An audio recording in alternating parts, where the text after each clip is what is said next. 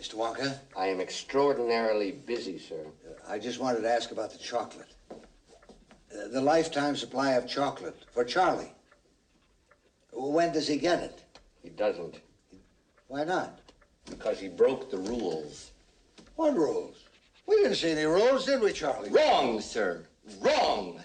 Under Section 37B of the contract signed by him, it states quite clearly that all offers shall become null and void if, and you can read it for yourself in this photostatic copy, I, the undersigned, shall forfeit all rights, privileges, and licenses herein and herein contained, etc., etc., fax mentis incendium gloria culpum, etc., etc., memo bis punitor delicatum. It's all there, black and white, clear as crystal. You stole fizzy lifting drinks. You bumped into the ceiling, which now has to be washed and sterilized, so you get nothing. You lose. Good day, sir. You're a crook. You're a cheat and a swindler. That's what you are. How can you do a thing like this? Build up a little boy's hopes and then smash all his dreams to pieces. You're an inhuman monster! I said good day! Come on, Charlie. Let's get out of here. I'll get even with him if it's the last thing I ever do. Slugworth wants a gobstopper, he'll get one. Shake it, shake it, shake it like a mother like you.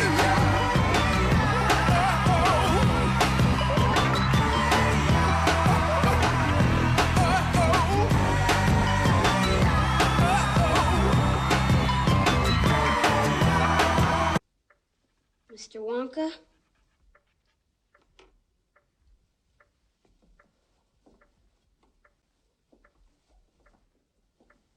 So shines a good deed in a weary world. Charlie.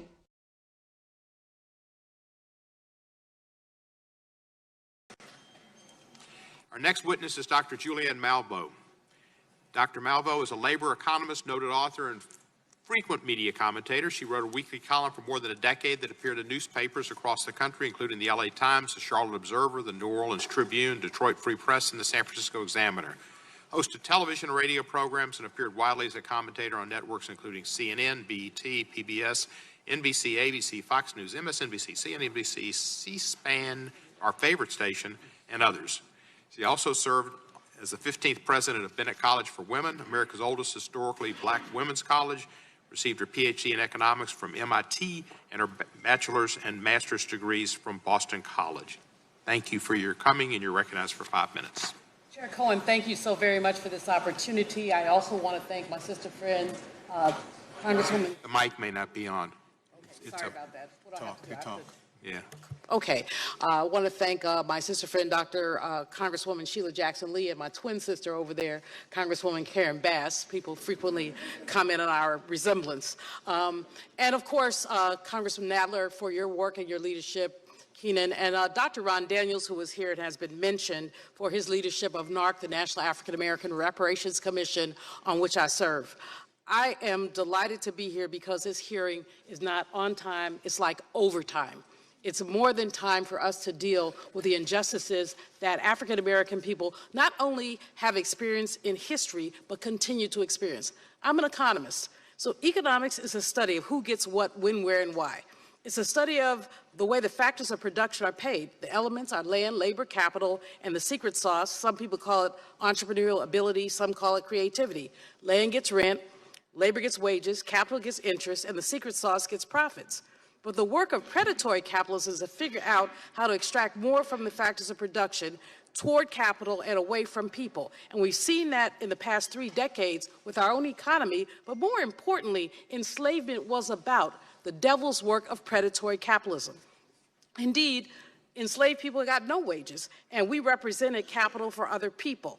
And so after enslavement, first of all, enslavement was the foundation on which our country was built.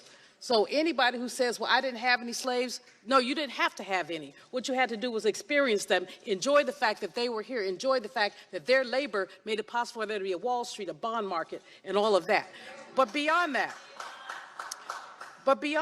I want to speak specifically to Section 3B3 of the legislation.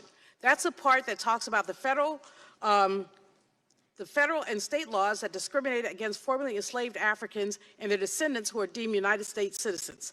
From Robert Higgs in a book called Competition and Coercion, Blacks in the American Economy, 1865 to 1914, he shows that in 1880, the ratio of black to white wealth was $1 black dollar for 36 white dollars.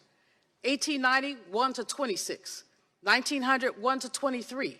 1910, 1 to 16. Today, 1 to 20. In other words, we're almost worse off in 2019 than we were in 1910 because of evil. Because basically there have been deliberate attempts to marginalize African American people, especially those who are formerly enslaved, because of the interests of predatory capitalism, and because it was expedient to maintain the status quo of having free black labor and to prevent wealth accumulation. Despite the 13th, 14th, and 15th Amendments, black people were treated as other and perniciously and viciously excluded from the possibilities of economic advancement. The Emergency Land Fund documented the reduction of black land ownership between 1910 and 1969 from 16 million acres to 6 million acres. How and why? Land grabs, tax schemes, faulty deeds, and downright force. My own family in Moss Point, Mississippi, experienced the expropriation of land through a moving fence, like the fence moved one night. We used to have the land, and we didn't have the land. Years later, after a couple of cousins were lynched, they changed the name of the land to Hawkins Lane, so they named it after us, but we didn't get it back. Joseph Brooks in 1978 estimated that black folks were losing 6,000 acres of land per week.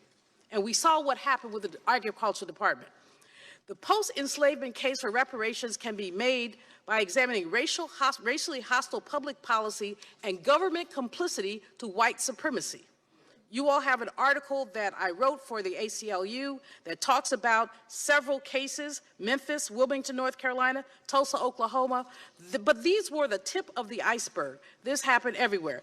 The journalist Ida B. Wells said that lynching was the first example of white supremacy because it was a tool of terrorism. It dampened the ability of African American people to participate in the vibrant entrepreneurship of the late 19th and early 20th century, with a chilling message that our economic success could be punished by the rope. The economic damage to black people post-Reconstruction can be summarized in 3 ways. Number 1, we were denied the ability to participate in our nation's economic growth. The Homestead Act of 1862 did not include formerly enslaved people. More than 10% of the continental U.S. land was distributed to recent immigrants from Europe, but not black folks. So the 40 acres and a mule was given to somebody else, not us. These folks were able not only to get land, but then to get grants from the federal government to develop their land.